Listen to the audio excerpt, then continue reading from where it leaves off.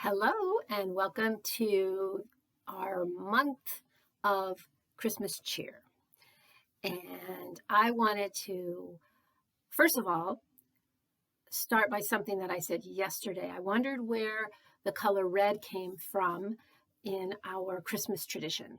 Didn't really think about the green because I was thinking about trees, but when I Googled, I came up with a answer that I find interesting. Uh, Way back in the day when there was a people known as the Celtic people, like in Ireland, but I think there really weren't those boundaries back then, right? There weren't specific countries. So the Celtic people, they had a tradition during the time of the winter solstice when we had the shortest day that they, I guess, looked around, and in the dead of winter there was one plant that seemed to thrive, and that was the holly. And holly, of course, has the green leaves and the red berries. And that became a sign of good fortune, goodwill, prosperity for the new year. And that carried through uh, throughout the ages. And then there were a couple of other reasons that they put in, trying to bring in the significance of the birth of Christ and religious significance. But also they brought up Coca-Cola in like the 1930s. And so there you go. Commercialism even came into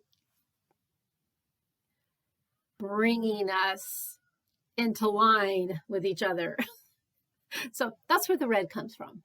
And again, happy Christmas sweater days.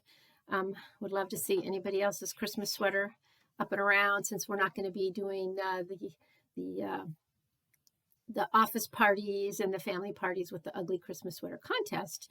But maybe we can, revive that here. I don't know. But anyway, so today I wanted to talk a little bit about the tradition of sending Christmas cards, and not so much where that came from, but just looking at that from today. And especially today, given that we're not getting to be physically close to one another, maybe the Christmas card actually carries more significance because it has our energy imprint on it, and we're putting our thoughts into the card as we prepare it and get it ready to go to each individual person or family. And my recommendation from integrative wisdom perspective is, if you're not doing that with your Christmas cards, if you're not taking a moment to give it that stamp of love as you're filling it out or whatever, then I hope that you will consider doing that. A long time ago, about probably, I don't know, 15 or so years ago, when I was doing a workshop with some women about the holiday and how stressful it could be, that was one of the things that we would discuss, is what things do we want to hold on to as traditions, and what things do we want to let go because we're overwhelmed with too much cheer. And if we're sending cards simply because we've always done it, or if we're sending cards because we think we are supposed to, then those are things we might want to rethink, so that we really take that deep sense of love and put it into the preparing of the card, the choosing of the card, and then the actual mailing of the card. Every single step of the way, let's just imbue it with that greater gift, more than just the card, but our whole being is being placed into that card as we prepare it and then send it on its way. every person that touches the card, imagining that they receive some joy just from for some reason that envelope has a feel to it, has a sense to it. Not to toot my own horn, but a couple days ago when I went, but I'm going to toot it.